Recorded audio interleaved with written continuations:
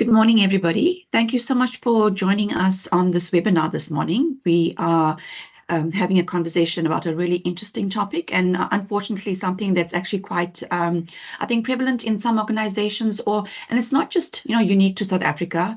I think with the level of stress that people experience around the world, these things tend to happen because employees feel there's no other way for them to get through what they're going through. So we have a subject matter expert joining us this morning. Her name is Larishka, and I will give an opportunity to introduce herself, and she will then do the webinar itself. As I mentioned, I am Jenny Dowlett. I am the Senior HR Consultant at HR Talk. And the reason I'm on the call is that if you have any questions related to how do you actually manage this in the workplace, I can actually assist Larishka with some of those answers. So I'm here to support her. Over to you, Larishka, and I hope you all enjoy the webinar. Thank you so much. Good morning, everyone. As Jenny introduced, I am Larishka with a very long surname, France Brotherton. I've been with Project Exodus for about 4.5 years, and we deal mainly with addiction and recovery aftercare services. I am a qualified recovery coach and probably in the unique position that I am in recovery myself and worked in quite a corporate environment. So I'm hoping that if you've got any questions regarding that, you can feel free to ask them at the end. Okay, so what I'm going to do is just share the screen.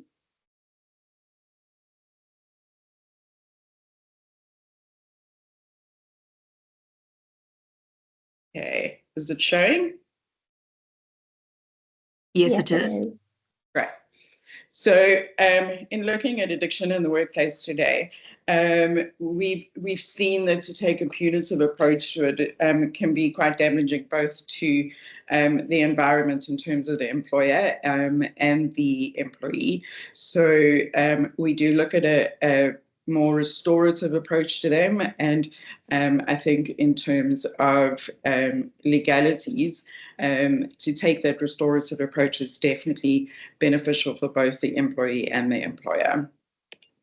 So when we look at addictive disorders, usually classified under substances as the alcohol, drugs, and prescription medications. Unfortunately, as is our experience, addiction goes broader than that. So it becomes behavioral addictions as well, process disorders, wherein we include pornography, gambling, gaming, sex addictions, digital addictions, social media addictions. So it's quite varied in terms of its broad scope.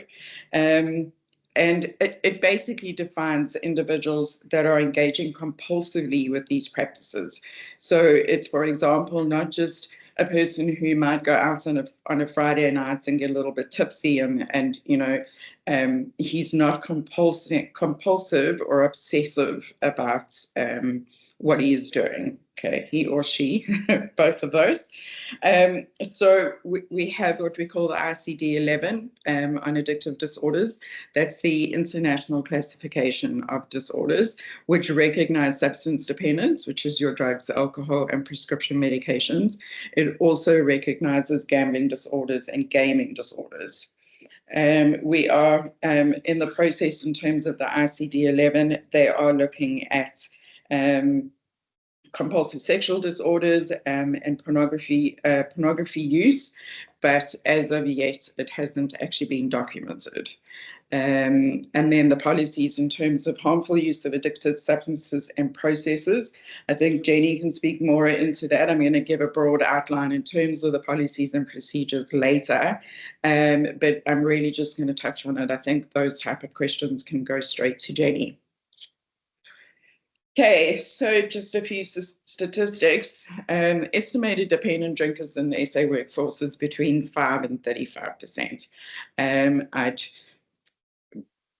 kind of add on to that with COVID, there seems to have been a definite increase in that in terms of people being closed in their homes and on lockdown has created a drinking habit that has definitely contributed to a greater number of South Africa becoming dependent drinkers. And then we have an estimated 20% of the workforce that is drug use disorders.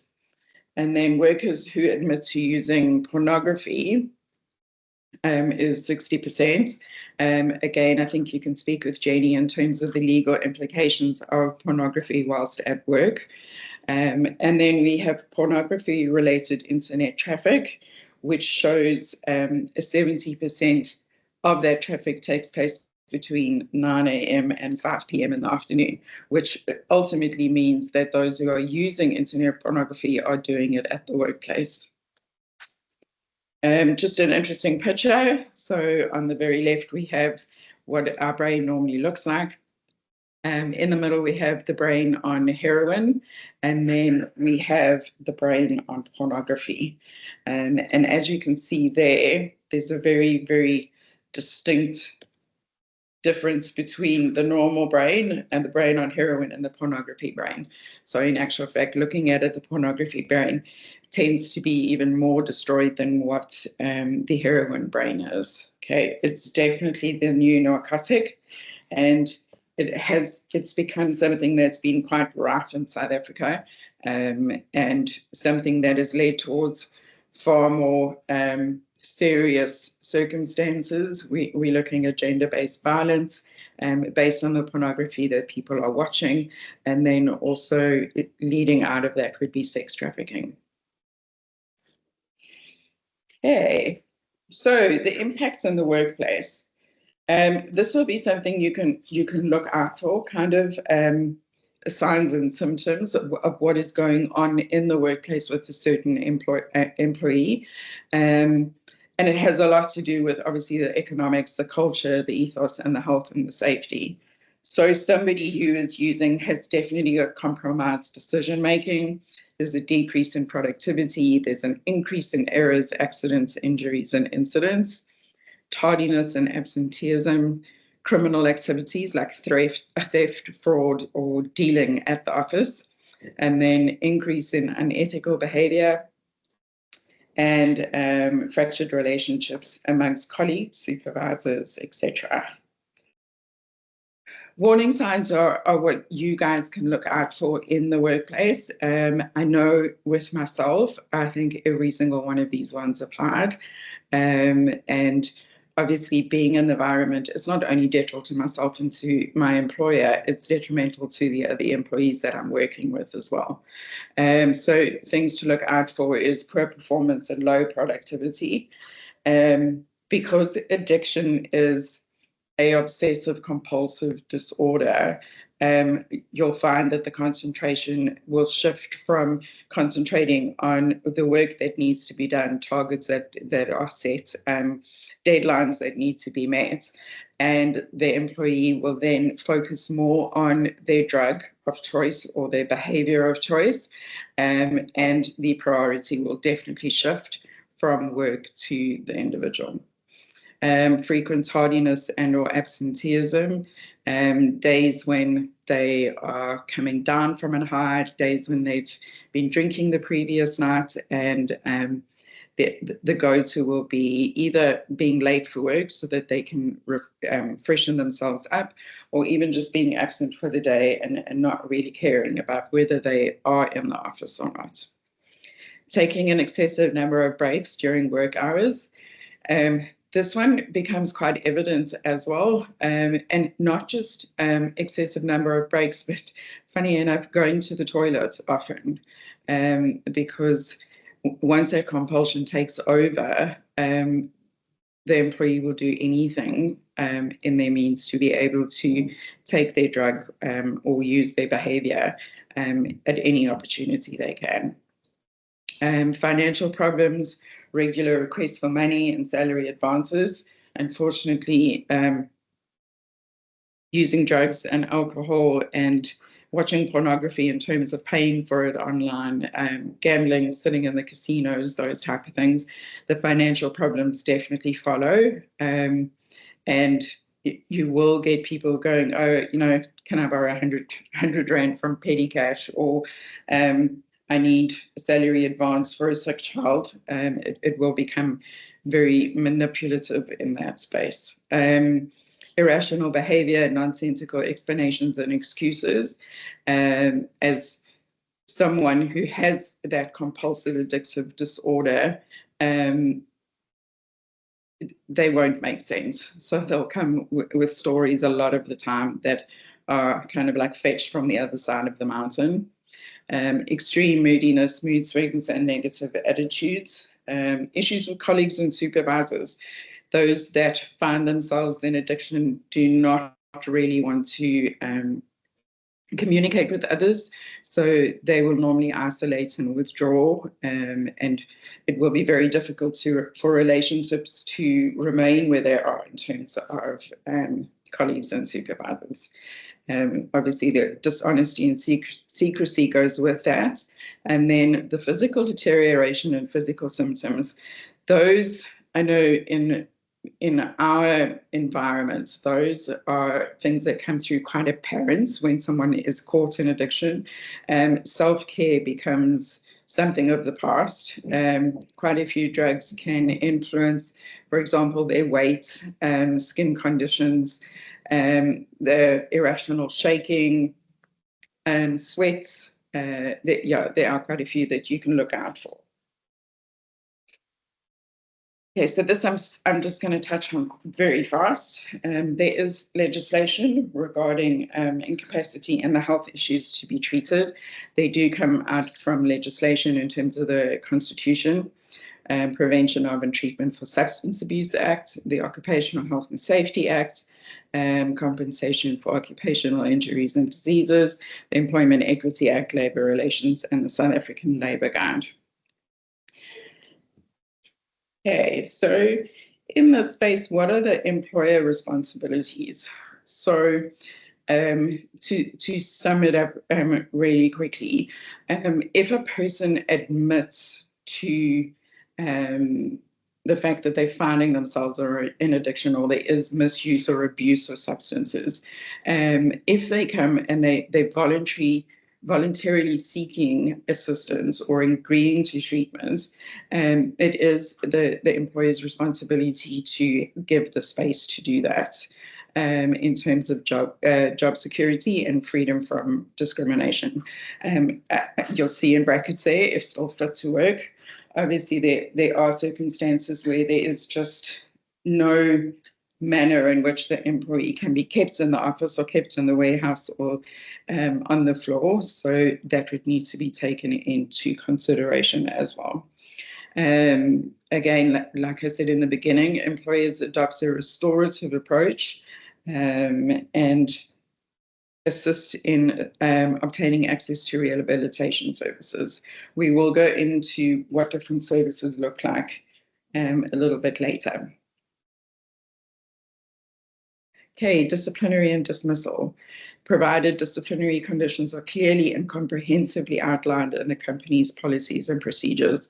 So this is something where a lot of employers had to go back to their policies and procedures to ensure that they were up to date in terms of legislation, and basically do in-house training in terms of those policies and procedures. So it's basically not enough to just add it to the policy. The employees have to be educated regarding it as well. When an employee fails to cooperate with a recommended treatment program, or where employment-related misconduct or crime has occurred, that obviously plays a different role in terms of the policies and procedures, which will then be different and will take the course of normal disciplinary action. Again, we say a restorative approach because it's become so prevalent in South Africa in terms of the percentage of people that are in addiction. To be able to assist where one can would be preferable than to just leave it going unattended. The forms of assistance would be identifying and making referrals to services that specialize in counseling, treatments, and rehabilitation. That's where it becomes vital that the employer understands what different types of services are available in terms of assistance with addiction. and whether there's a necessity to actually go to a primary care rehabilitation centre, or whether they could attend an aftercare program. With this, places like we do what we call a biopsychosocial screening, and at the end of that, we can usually recommend which branch of assistance is preferable. So there would be professionals, community-based organizations, and self-help groups. Very important to note that while it is a restorative process and the employer is guided to look out for the person first and to give them the space once they have basically addressed the fact that they are in use, misuse, or abuse of substances space, that the employer is not financially liable for the treatment. Okay, so we have various different treatment options. So the first one would be detox. So if a person who has found themselves in addiction or are using or misusing or abusing various substances, they sometimes are required to attend a detox center depending on what the substance is. So normally that would only be for alcohol. Also, that again depending on how serious the addiction is and what the alcohol daily use is. The second one is opiates. So opiates are things like over-the-counter codeine. A very big one is Adcodol. Everybody seems to like the Adcodol for taking away the headaches. And then opiates like heroin, Wunga, that is now freely available on the streets.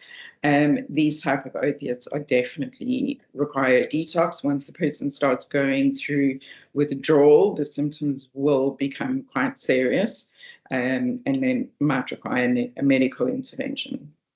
And then we have what we call benzos.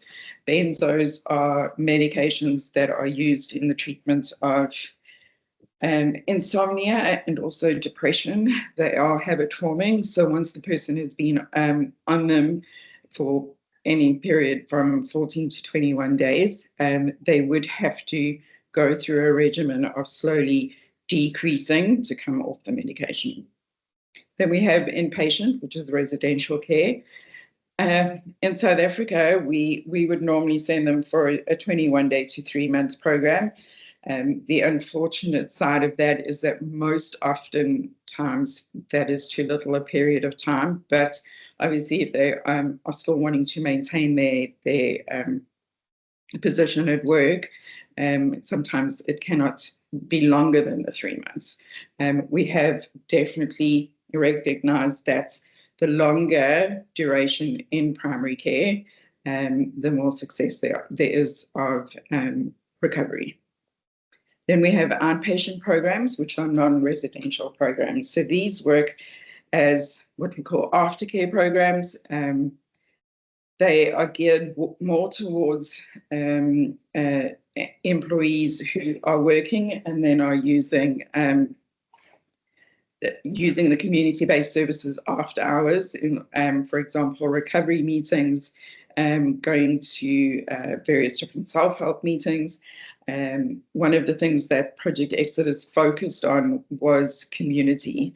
So being able to educate and being able to empower a community to be able to, within their borders, for want of a better word, to be able to assist those in their own community who are battling with addiction.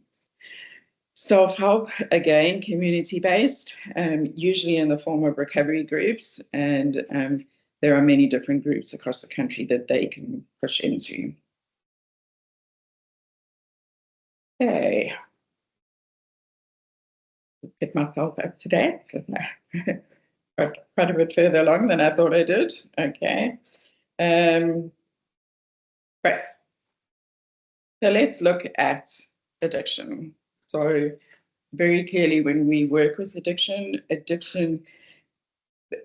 is the tip of an iceberg. So if we look at the tip of that iceberg, which is the 10% of what we can see in terms of the addiction, you'd have what we call the cycle of addiction, and this would be acting out loss of control, unmanageability, and then the obsession and compulsion that comes into play.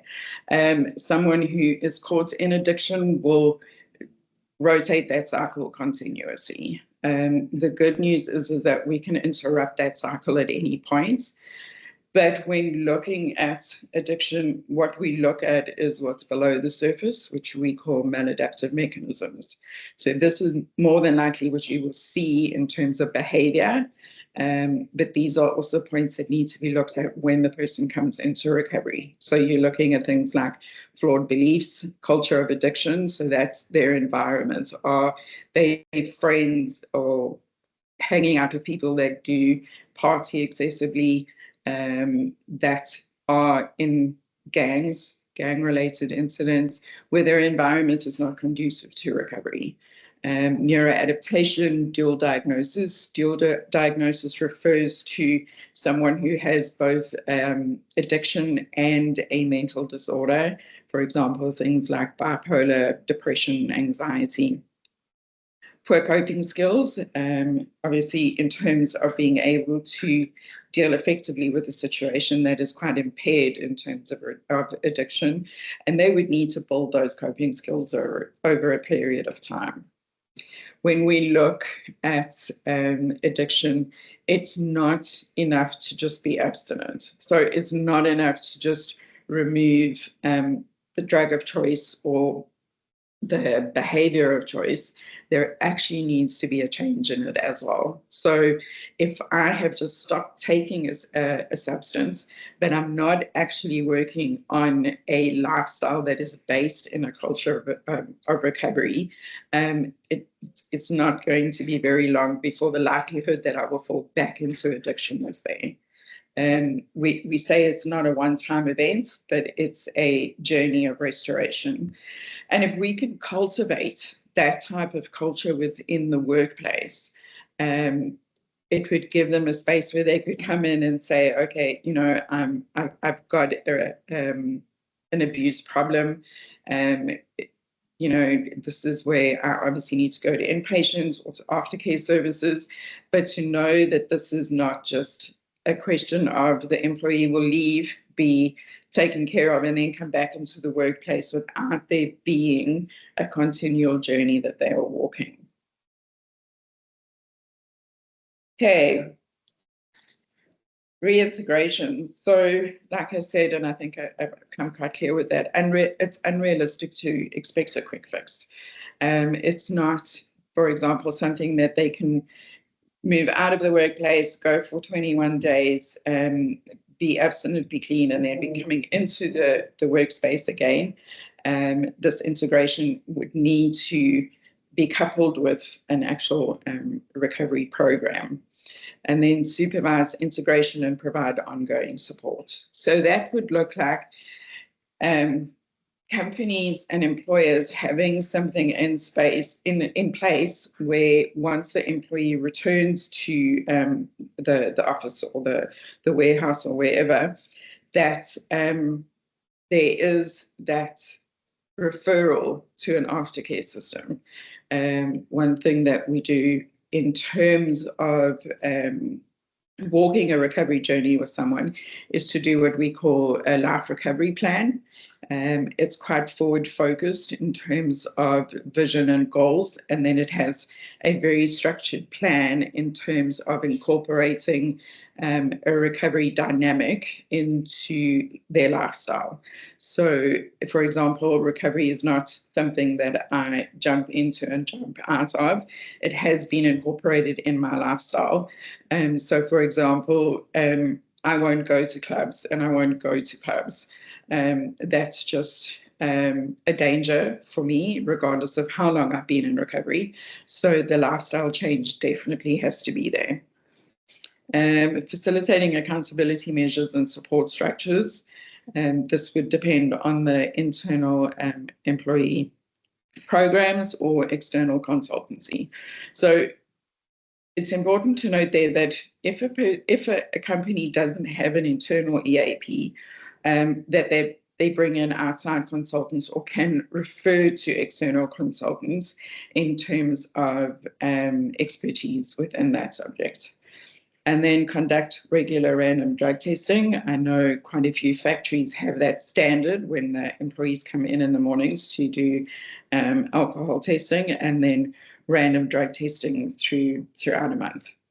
And then to involve family members. So addiction thrives in secrecy. We don't want that. We want it out in the open and to be something that we can see they're actively working on. Employee assistance programs. So this would be a work site-based structure that assists in identification and resolution of productivity problems and then personal concerns of employees. So one thing that I know from my own experience is I didn't feel like there was anyone I could go to in terms of being able to safely disclose that I was abusing drugs. So to have an employee assisted program where people can come basically in amnesty and say, this is my situation I'm sitting in, I need assistance in terms of restoration, and then to have an EAP in process and in place just makes it a smoother interaction for the employer. A point of initial assessment and referral. I mentioned just now doing screenings and biopsychosocials that can be brought into the workplace as well, where an assessment is done in terms of use, misuse, and abuse of substances or behaviours, and then referred out in terms of what the recommendation is. It may also include in-house empowerment programs, or contracting someone to do such services like counselling and coaching. I know a lot of companies are moving towards wellness days, and during those wellness days are definitely presenting addiction and what steps can be taken in terms of assistance. Okay. EAPs in addiction recovery can play a meaningful role in the detection and addressing of addiction issues. Setup is usually dependent on organizational capacity, and where organizations are unable to facilitate an in-house EAP, they can contract those services again to an independent service provider. Okay, so we're quickly going to run through policies and procedures. Like I said, if there is a clear comprehensive policy and procedure relating to prevention, reduction, and management of addiction in the workplace, it ensures good employment practices, it promotes health and safety in the workplace, supports the well-being of employees, and protects the organization against labor disputes. I want to bring our attention to relating to the prevention, reduction, and management of addiction in the workplace. In terms of prevention, obviously we'd like to stop an addictive behavior before it can actually start, and that would mean bringing awareness to both the employers and the employees. So awareness days, awareness seminars, getting someone externally in to do a talk on the topic would be a great way of pointing out to somebody that maybe there might be a problem, that they can rather start working on it from a preventative point of view instead of reductive and management of the addiction that's already in place. Policies and procedures inclusions would be to measure, to prohibit or restrict the availability and use of addictive substances and behaviors in the workplace. For example, installation of accountability software, restriction relating to the use of alcohol and drugs, and restriction relating to online activity. These three are extremely important. So accountability software is something that is loaded onto their mobile devices, their laptops, their computers, staggering computers at work. And what this does is it will block and filter pornography. So it will also look at social media use in terms of hours and frequency. So it's quite a nice gauge in terms of how long are the employees actually sitting on Facebook or TikTok or Instagram or whichever one they use. And of course, then we'll flag anything that is pornography related, nude pictures. A lot of the software will actually block it completely, but at the very least, it will notify what we call accountability partners. It will notify them that dangerous material has been viewed. The other thing that a person can do, obviously from an IT side, is to install quite radical firewalls. And this is a good thing for the employer in terms of pornography, especially when we look at child pornography, because viewing of child pornography is a criminal offence, and the employer in that space could ultimately be, I don't want to say held liable, but definitely become a part of a criminal process. Restrictions relating to the use of alcohol and drugs, again, a point at the entrance to workspaces in terms of testing for alcohol and then doing random drug testing. And then, like I said before, restrictions relating to online activity. I know some employers will go as far as to not allow access to internet if it's not required in the workplace. Another inclusion is measures relating to the identification, assessment, and referral of employees with addiction problems. I have gone into that, I think, in the previous couple of slides: drug testing permissions, step-by-step processes, and availability of and access to employee-assisted programs. What would be good in this space is for the employer to have a referral directory. So a lot of companies, this is not their specialized field. So what they will do is develop a database of, for example, psychologists, rehabilitation centers, psychiatrists, aftercare services, so that when they are presented with somebody that is abusing substances or has behavioral process disorders, they have a steady referral system in place. So it's not a matter of running around and trying to find what are we going to do with this person. That directory is already there and available. Measures relating to intervention, treatments, and rehabilitation of individuals with addiction problems. These are the roles and responsibilities of the staff, step-by-step processes, responsibilities of the employer, and exclusions and reintegration processes. So again, to have a solid policy and procedure in place that will outline exactly what the process is, and what the responsibility of the employer, the line manager, the general office manager, what is their role in terms of that.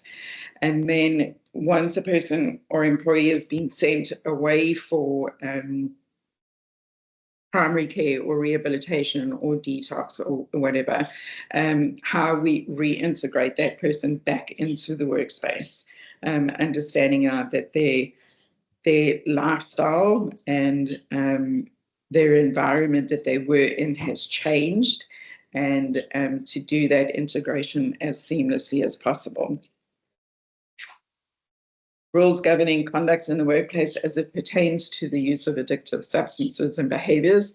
That would again be in your disciplinary code and procedures. So what constitutes misconduct and which offences are dismissible processes, and then to have an understanding of what the disciplinary process would look like if they do not voluntarily give information in terms of their abuse.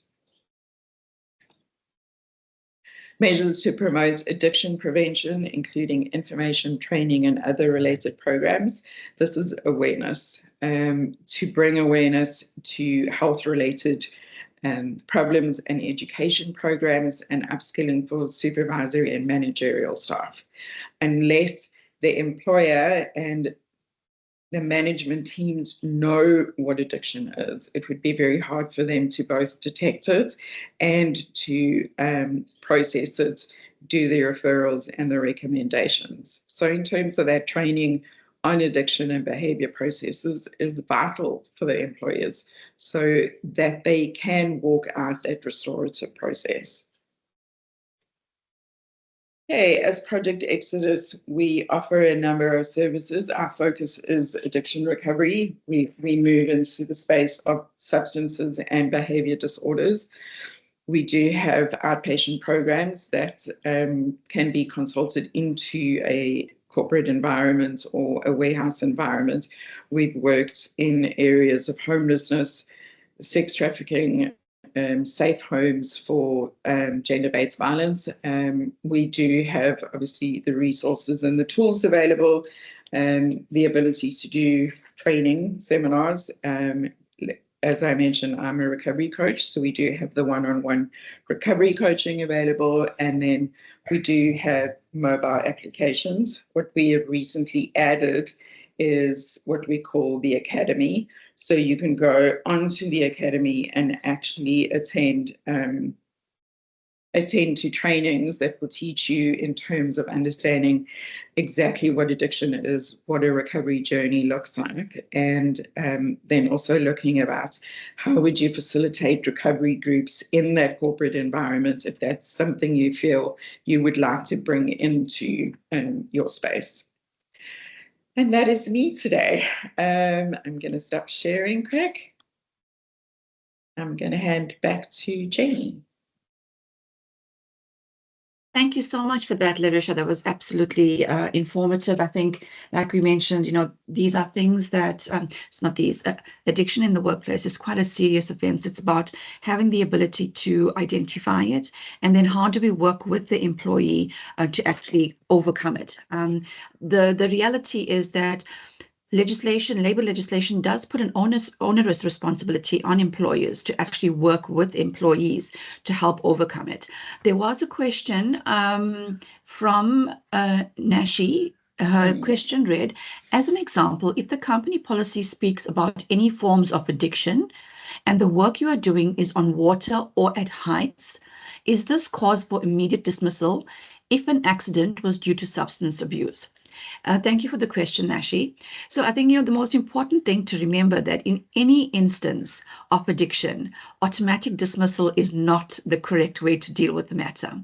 Like Larisha had said, in terms of your policy procedures, in terms of legislation, it says that you have to understand, if an employee comes forward and says, I do have an addiction problem, the responsibility is on the employer, and how do you assist the employee? Larisha also mentioned that, in these instances, it's not financial assistance that employers are responsible for, but it could be in the sense of, I will allow you time off to go and rehabilitate yourself. So that is why when you have a policy and procedure in place, it needs to be quite prescriptive and almost guiding to say, what do you do? Because when these instances happen, it's also to ensure that line managers know what they need to do. So having a well-defined policy and procedure in place helps mitigate any comebacks if the employee goes to CCMA to say, listen, I got dismissed. I advise my employer that I do have an addiction problem, whatever that addiction may be, right? And the commissioner is going to say to you, well, Jenny, as HR talk, what did you as the employee employer do? Did you provide time off for the employee to go rehabilitate themselves? Were they part of a wellness program? Were they actually aware of what they needed to do? So that whole concept of training and making sure employees understand that if there is if you have an addiction of some sort, that this is what you need to do.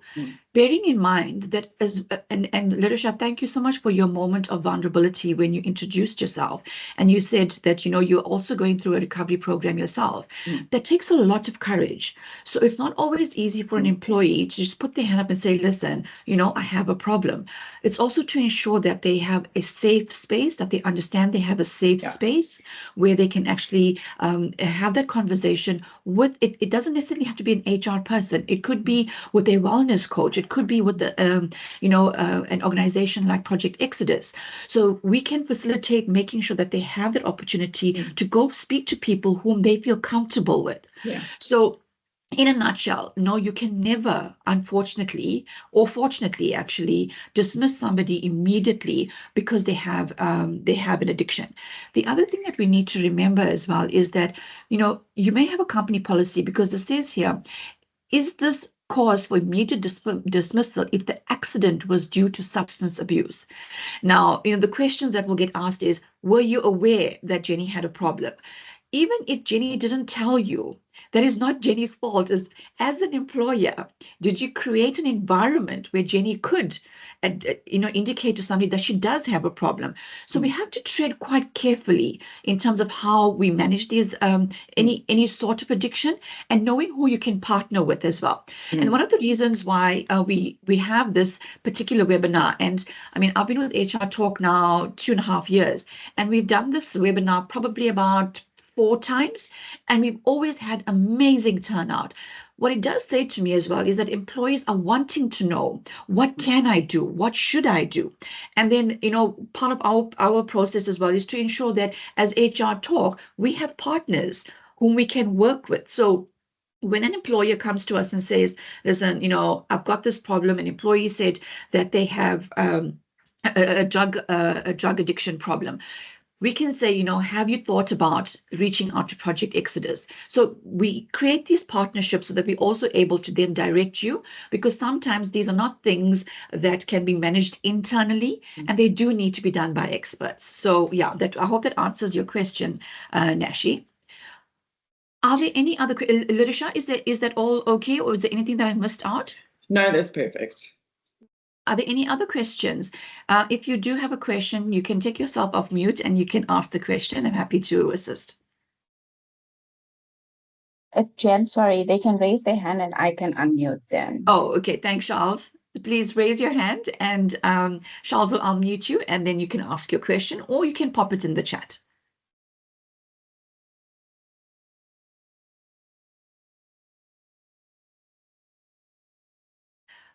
You did an amazing job, Larisha.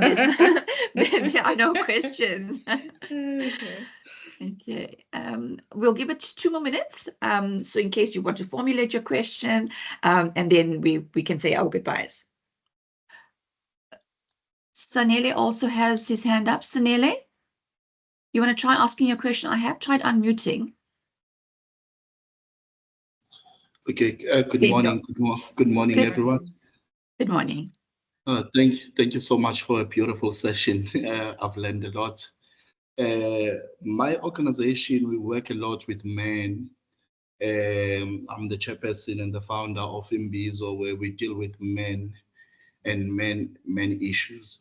So I was just wondering if maybe, in the workplace, does it show if men are struggling more with this addiction, or women? Or I know that gender doesn't matter, especially in this case, but do we have any stats that which gender is more of a problem at the workplaces? If so, can I please maybe just just have an indication if we are more of a problem than than women, etc. So that I just have that information. Thank you so much. Thank you, Sanele. Over to you, Larisha. So we always talk about addiction as a great equalizer. It doesn't discriminate between male and female. In terms of even just with the work that we do, that it's very much a 50-50. I don't think statistics would do it justice. And then when it comes to the pornography, the unfortunate thing is that the women are not very far behind the men, maybe by a percentage or 2. And yeah, like I said, it's a great equalizer. And to kind of sit with the assumption that it's males more than females would be, it wouldn't be correct in terms of that. I hope that helps, Nelly. No, thank you so much. Because why I'm asking is that you know, as we engage with men in different platforms, I found that obviously men, they have a challenge of opening up, you know, Yes. of sharing their feelings and their emotions and what they are going through. And then I'm just wondering how easy it can be for them, or how difficult it can be for them, even in the workplace, where they need to express themselves now to their bosses or to HR or to anybody or to their supervisors. So in my mind, I think maybe we're still going to have this challenge until, especially when you speak about men, they learn to be vulnerable and to open up and to speak out about what they are facing in their lives. Because yeah, it's a big challenge. You know, most men, they don't want to talk. They don't want to share their emotions or feelings. They just die inside, and then the results become addictions. Thank you so much. I just want to say, in terms of that, Sanele, we talk often in all the spaces we come into, whether it's schools, whether it's prisons, whether it's homeless shelters, whether it's corporate companies, to develop a culture where they feel that they are able to open up. And if that culture exists within the company, it does become easier. And then also, what will speak into that is the referral base. So yes, they might feel that they can't be open and transparent with the employer, but for them, again, to know as part of the employee assisted program that there are external services and external companies that they can go to.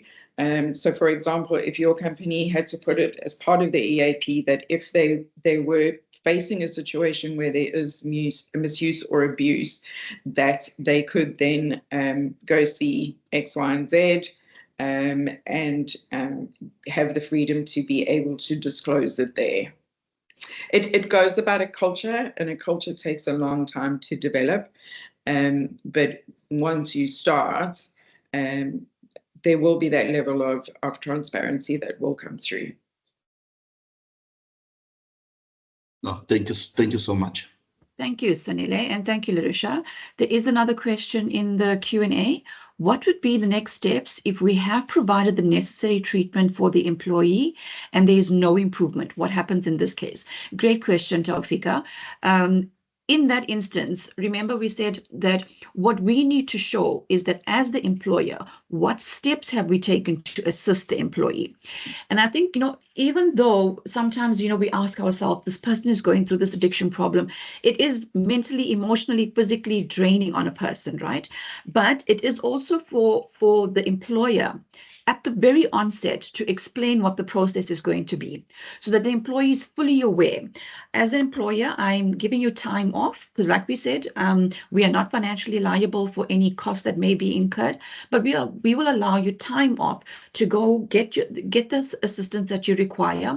But upon you completing your program, whatever that program may look like, when you get back to the workplace, the expectation is that you're able to do 1, 2, 3, and 4, or you're able to do continue doing the job that you were doing, or we may have to find you alternate employment, right? So it does, as an employer, you do need to consider those alternatives, but to be absolutely clear with the employee on what your expectations are once they return. If they return and they still have issues, still like, the watch outs that Larisha mentioned, still poor performance, high absenteeism, all those watch out points, then you are actually then at liberty to have an inquiry. It's called an incapacity inquiry, okay? And I think this is where we need to also understand the difference between managing discipline from a punishment or punitive perspective and managing it from an incapacity perspective. There are different ways in which you manage that, and you have to make sure that you follow the steps as outlined in Schedule 8 of the Labor Relations Act that talks about dismissal due to incapacity. So you have to be quite mindful and be aware of what the expectations of you as the employer are. I hope that answers your question, Taufika. Lynn Johnson, thank you. What happens in the event that the employee is in a disciplinary meeting for their actions, any wrongdoing in the workplace, and it is because of substance abuse, but they do not admit that they have an addiction and they won't admit it? The employer just assumes it's substance abuse, but their actions were serious. Can we then dismiss an employee? So the fact that good question. I like your question, Lynn, and I like the words that you use, because when we use certain words, it then almost dictates to us what we should be doing. So the words you used are, the employee assumes it's substance abuse. Now, when you assume that it's substance abuse, the question will come back again. What have you done as an employer to ascertain that Jenny does have a problem? And if the answer is, well, Jenny didn't want to admit, and Jenny didn't do this, and Jenny didn't do that.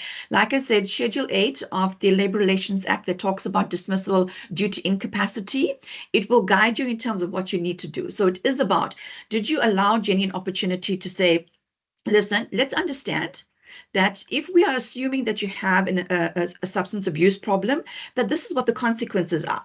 So should you not disclose? And if Jenny categorically says, I do not have a problem, then yes, absolutely proceed with your disciplinary inquiry, because there has to be some responsibility on the employee as well, right? So let's not abdicate the reality that it's just the employer that takes accountability for everything.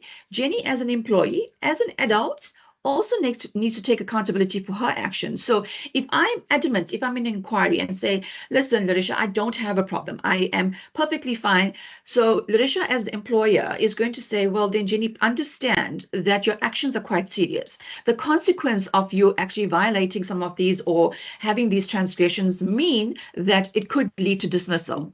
And I think when you have that on the level discussion, Jenny may feel a little more vulnerable, may feel a little more comfortable to say, okay, I do have a problem and I do need support, right? And we also need to be mindful that sometimes employees are also quite smart, right?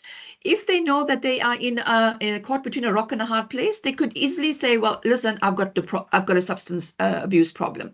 But then the responsibility comes back on the employer, that the minute Jenny says that I have a problem, I actually have to see what are the steps that are required of me. And the steps required of me as the employer is that I allow Jenny the time to go get support, assistance, assist her with the rehabilitation. And assistance, remember, is not financial. It could be in the sense of that we will get in touch with a wellness organization like Project Exodus, or we'll allow you time off to go and get yourself better. It doesn't need to be financial. So yeah, if Jenny is adamant, then yes, you can have a disciplinary inquiry for that from that perspective. The thing that I want to say as well, and just to reinforce, is that when sorry, the thought went out of my head. It'll come back to me just now. I'll come back to it, Lynn. Would these Christy Jade says, would these processes be the same for an employee that works with children? Yeah, I can see Larisha smiling, because I'm like, in those instances, Christy, I would think it's absolutely, like Larisha says, it's not a case of whether male or female, whether adult or children, but children are considered vulnerable. So, in our legislation, in everything that we do, we always look for how we can actually minimize any harmful acts to children and older people. So if the person is working with children, I think we have to be so careful in terms of how much exposure does this person have with children? What is the risk that we run exposing this person to children? And what is the danger that could be that these children could be exposed to? So from that perspective, I actually feel that the responsibility is that much more important, because you are working with a grouping of people whom we consider vulnerable. Larisha, if you want to add anything to that? Yes. So in terms of that, especially, I know with us working in terms of sex trafficking and those type of things, the ideal would be to move that person out of that division immediately. So not a dismissal, okay, but moving them moving them sideways where they won't be in the space with the children. And then obviously the disciplinary process and the EAP process would then kick into place.